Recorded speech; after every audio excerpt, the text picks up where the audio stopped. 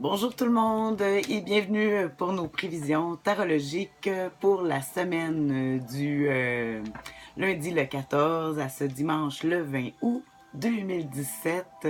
Mon nom est Tania, je suis aussi la sorcière bien-aimée du Nord, Tania Bélanger. Cette semaine, en tout cas, je ne sais pas pour vous, mais moi, la semaine dernière, ça a vraiment été pile poil avec les prévisions. Trois cartes, hein, comme d'habitude, connaître notre humeur, les défis et l'attitude gagnante.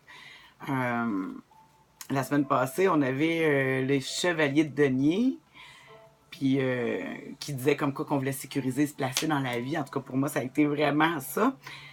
Après ça, on avait le chevalier d'épée en défi.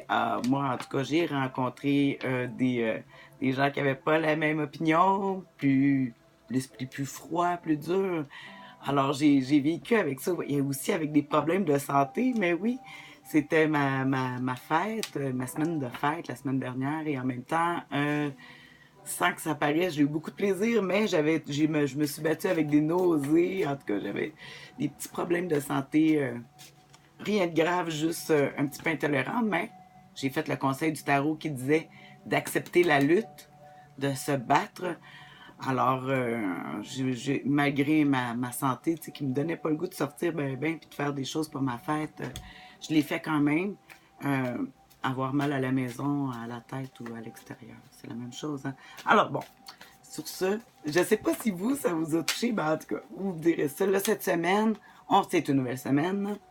Alors, on commence avec une carte sérieuse. On a une humeur, du pardon.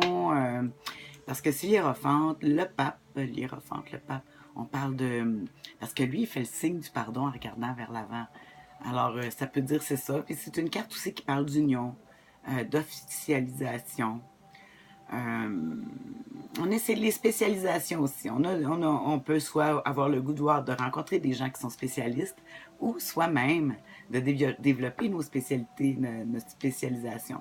Alors, c'est ce que je vois avec l'humeur de la semaine avec notre pape hiérophante au tarot, qui est le numéro 5 qu'on associe souvent au taureau.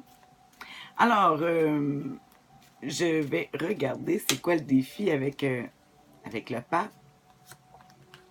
Oh! Hey, là, on tombe avec le roi. C'est drôle, je me disais, ça faisait longtemps que j'avais pas vu le roi de denier, mais bon. Le roi de bâton. Oups! Il vente ici. Ça fait du bien. Une petite brise.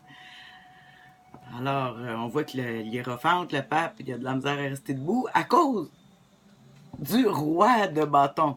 Le roi de bâton, là, ça va être quelqu'un, ou soit même notre personnalité, c'est que on va plus parler que de passer à l'action.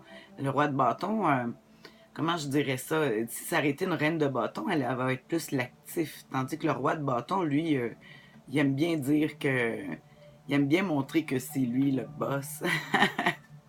C'est peut-être nous aussi, mais le dire, mais il faut faire des actions, hein, avec ça. Fait que le défi, ça se peut qu'on rencontre des gens qui vont avoir des paroles qui savent eux autres quoi faire, mais que dans le fond, quand ça serait le temps de passer à l'action, peut-être qu'on pourrait pas se fier à eux.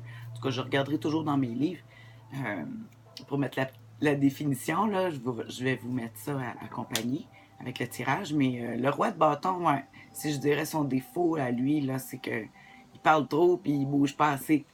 Donc, ça veut dire qu'on peut être pris avec des beaux parleurs, des gens qui vont nous dire des choses, puis c'est notre défi.